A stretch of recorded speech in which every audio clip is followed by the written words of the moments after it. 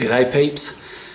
For the past 5 years, the vast majority of my philosophy has been that we shouldn't invest our energy in an external force. We shouldn't attempt to derive our energy from an external force. We shouldn't put our belief system in an external force. Because if we do any of these things, then what we do is we take away our vital life force. We become dependent on something other than ourselves for our success or our personal development or any of the positive human attributes that we have. If we don't consider that they are all within us and we need an external force to acquire these via, then we're going to remain emaciated. We're going to remain weak, and we are going to be entirely dependent on something else or somebody else, some governing body or some religion, even a person, something of this nature. I've maintained that what we need to be doing is being entirely responsible agents, responsible human beings, and consider and know that we are entirely responsible for the thoughts that we have and the actions that we do. This may be a difficult concept for some to perceive because they may think that we're not entirely responsible for our thoughts. Well, the difficulty is with being responsible for your thoughts is knowing where your thoughts derive from. But it seems to me that our thoughts derive via our experience, and so depending on what experience we have in this life, that then enables our brains to be able to think in a certain way. If we've never been privy to a certain information or certain religion or a certain philosophy, then our thoughts would remain pretty restricted. But when we become privy to certain bodies of information, then our thought ability becomes more expansive. And so you can see then from this that it is our experience which is entirely dependent on the way in which we think, or rather the way in which we think is entirely dependent on our experiences. For instance, whatever we do, we will be influenced via unconsciously or consciously. And so we have to be very, very careful then with the information that we're privy to, because if we lend ourselves to any number of negative thought, unempowering thoughts, if we lend ourselves to believing that we don't actually have any power and the power is external to us and we have to look to some other governing body or religion or agency for our own power, then we're always going to remain weak, aren't we? And we're never going to self-actualize and we're never going to be self-empowered. And so by thinking for ourselves, acquiring information and experience, what that does is it gives us options. It lends us to the facility of having options. There's a whole myriad of thoughts that come into play when we experience something. If we read a certain book, for instance, be it on science or on religion or philosophy or something of this nature, then we will start to think in a certain way. And what we have to do is we have to look at the way we're thinking and we have to ask ourselves, are we thinking erroneously? Are we lending ourselves to belief systems? Are we not, in actual fact, in receipt of certain facts? Are we depending on hearsay and all this sort of thing? And so to be an independent thinker, to be a responsible agent, this is what ideally we should be as a human being, because the whole premise of a human being is to cultivate one's mind. And when you cultivate your mind, then by doing this cultivation, what you're actually doing is you're absorbing information and experiences, and you're assessing all of this information, and then you are questioning the veracity of your experiences and the information that you've been privy to. And so thus you form your own thoughts, and from this premise then, you then become a responsible agent unto your own right. And so if we become responsible agents and we're thinking for ourselves, and we are listening to all this information, we're being privy to new knowledge, we're not believing in anything, we're not putting our energy, we're not investing in anything else, we are only investing within our own self and our own capacity for deciphering the information that we've been privy to and putting that into action. So this is a wonderful philosophy, and this inadvertently is what I've been doing all of these years. And well, I say inadvertently. What I mean by this is that inadvertently what I've been doing is I've been adhering to a certain philosophy. And this philosophy was unbeknown to me until very recent times. And this philosophy precedes all the other philosophies that have ever been written or spoken about. It precedes the Islam faith, it precedes the Christian faith, it precedes Buddha, and it goes back, actually, it's dated about 1,700 years BC, and that's more or less about 200 years prior to Buddha, apparently.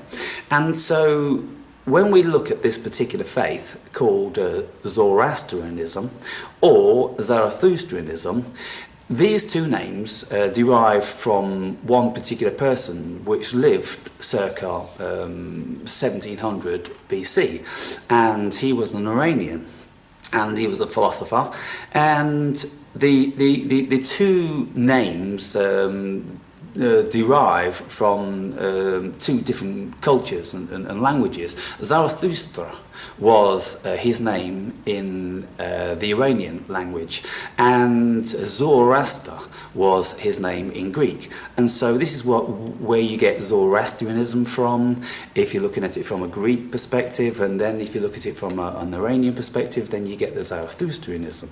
But they're the same thing.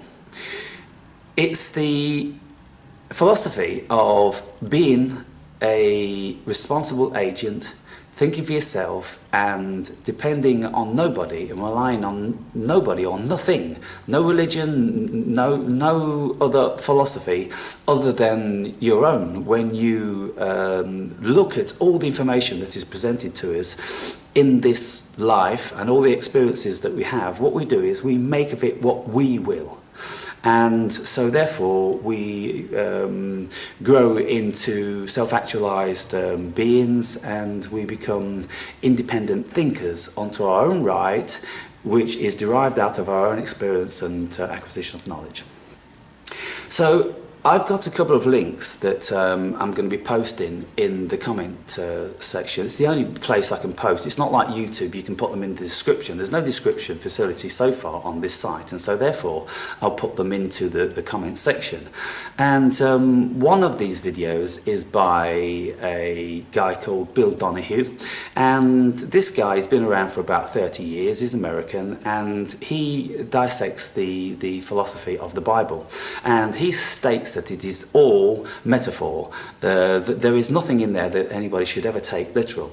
And so with this video from him, you can see clearly that all the religions came out of Zoroastrianism. And he will read certain excerpts from the Bible, and you'll see very, very clearly that this is the case. Then there's another guy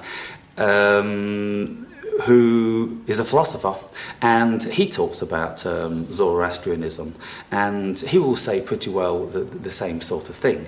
And so if we look then at this Zoroastrianism as a philosophy, in my mind and estimation, it's the best of everything that's out there, because this person came before Buddha, he came before Jesus, he came before Jehovah, and he came before Allah.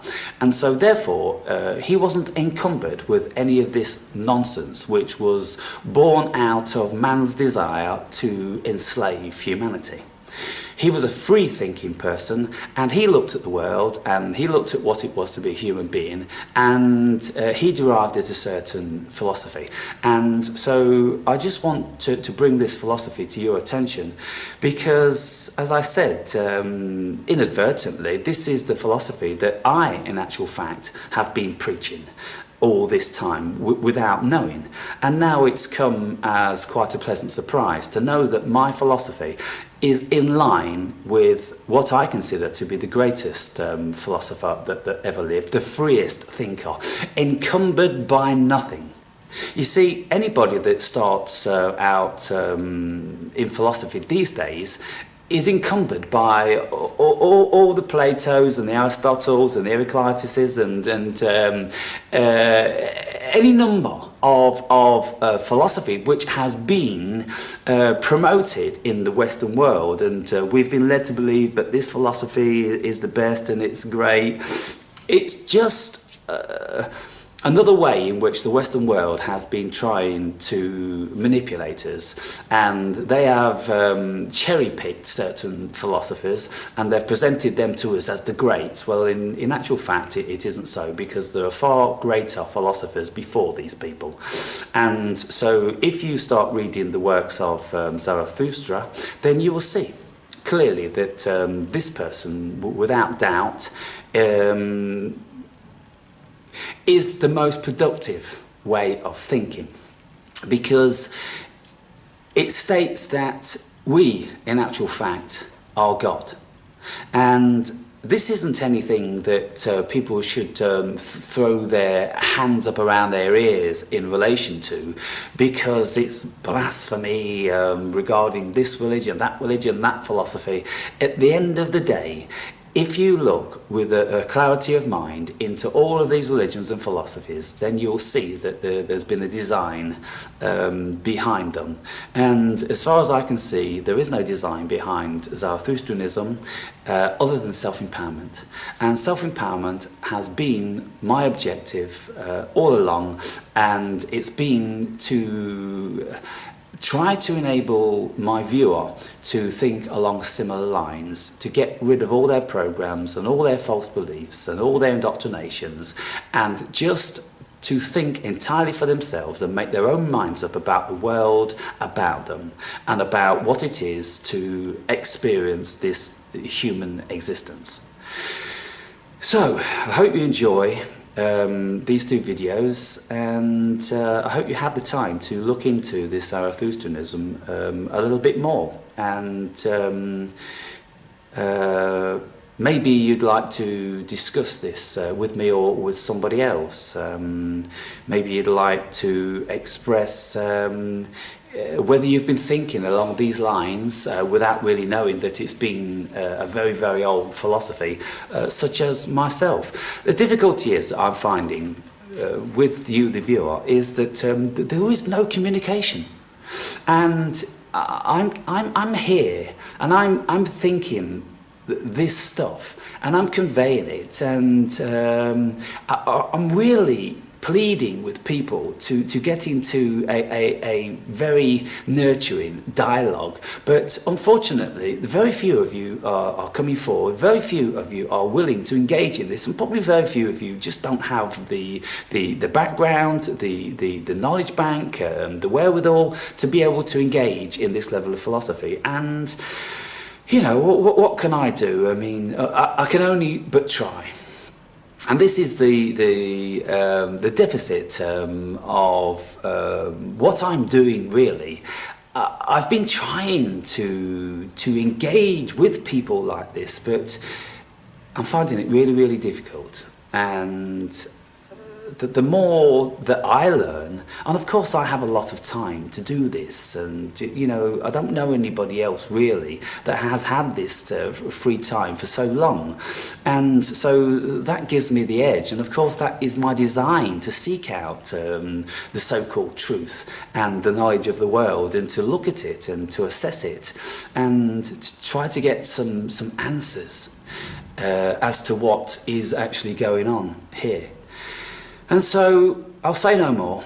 I'll leave my thoughts about this with you today, and you'll make your own minds up whether you want to pursue it any further. But significant to notice, I'm looking at the numbers which the hits on my videos. I can't see the hits on our new site, the Ascending Awake and Pray, because there isn't that facility. So what I do is I have to go on to Vimeo to see the hits, and it tells me that I've been getting like 7 hits on this or 5 hits on that. Well, I've got 30 viewers now, and so I just question, what are you doing? Why don't you view? I mean, there's a limited amount of videos, and so I would have thought that, you know, within a space of a week you could have got around to them all. But it seems what you're doing is you're cherry picking from the titles, and this is something that I ask my viewers never ever to do with my videos, because you will never discern for the better part what I'm saying in any particular video via the title, because I don't do clickbait. I'm not trying to give you massive intrigue into any one of my videos, because that's preposterous. My videos are too complex to put any one title, because I speak about many facets within any particular video. And so what I would like to convey to you is that don't cherry pick on my videos. Don't pay too much attention to the title. It's just a line of words, and within the video, if I'm speaking on half an hour, look at how many words you've got in comparison to what I can put in the title. 5 or 6 words. There's no real point in doing that, because if you look at the words in the title and you think, oh, that's not particularly interesting to me, if I've got a title like look at the stuff in the world, well, I mean, you're thinking, oh, he's just looking at trees and he's going on about nature again, I'm not interested in that, I want real philosophy. In that video is real philosophy. And so by not clicking on it, by not being privy to it, you're missing out on that, because it was a very important video. And I think all of the videos, there's always a good message, a good solid sound message to take on board and to think about and apply to your life. And also, you might want to comment from time to time. The comment section does work, and people do respond to it. And so this is supposed to be a community of like-minded people getting together to acquaint themselves with one another. It isn't happening so far. You know, and it seems like that you're waiting for me to hold your hand again. Okay, so the form, you know, isn't up to scratch. But I've made videos requesting that you might want to come forward and Skype with me. Who's doing that? 2 people have done it so far. Patrick and Irit. I'm waiting for the other 28 of you to come forward. Your decisions, people, at the end of the day. So whatever you want to get out of this site. This site isn't about me spoon-feeding you anymore. You're adults now, and you should be discernible enough to know what you want from this world. And so you might just want to propose a particular subject to me. Can you speak about this? I want to speak to you about this. Is there anybody out there would want to speak to me about this? But instead you're just going, what's Aaron talking about? Oh, nobody's talking about anything. You talk. It's all down to us as individuals. Get it together. Unless getting it together isn't your objective. In which case, I can say no more, can I? Have a great day, people.